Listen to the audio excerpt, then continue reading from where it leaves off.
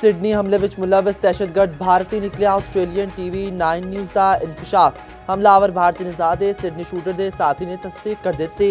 आख्या हमलावर नवीद अकरम भारती निजाद शूटर दे प्यो दा ताल्लुक भारत नाल ते मां इटली दी है। भारत दी परेशानी ते झूठ समझ विच आ गया कि वह कल रात तो क्यों रो रहा है।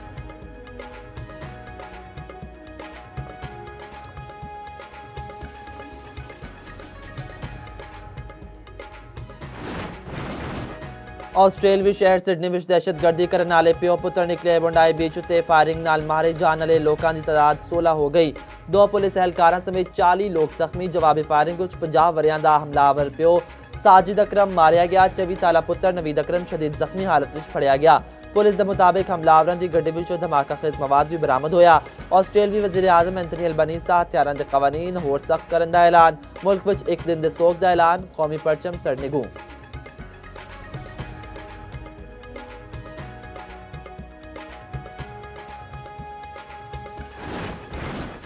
वज़ीर आज़म की बिजली की तरसील ते पैदावारी कंपनियां की निजकारी का अमल तेज करने की हिदायत। शहबाज शरीफ की ज़ेर सदारत बिजली के शोबे में इस्लाहात के इजलास।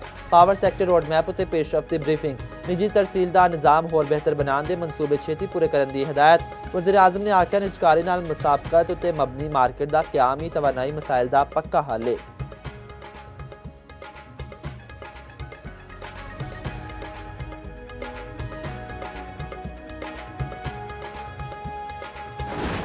छब्बीस नवंबर एहतजाज केस में अलीमा खान की जमानत बहाल। रावलपिंडी की ATC ने वारंट गिरफ्तारी मनसूख कर दिते। तौहीन अदालत का नोटिस भी वापस। फर्द जुर्म चैलेंज करने की दरख्वास्त खारिज। अलीमा खान के खिलाफ थाना सादिकाबाद केस का ट्रायल बाकायदा शुरू।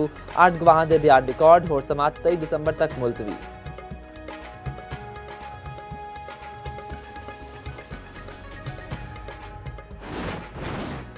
इस्लाम एक अमन पसंद मजहब है। इस्लाम किसी दे नाजायज़ कतल का हुक्म नहीं देता। चेयरमैन पाकिस्तान उलमा कौंसल हाफिज ताहिर अशरफी ने आख्या पाकिस्तान शरपसंदां की वजह नाल दहशत गर्दी का शिकार होया। मारका हक विच फतह तो बाद पाकिस्तान का सिर फखर नाल बुलंद होया।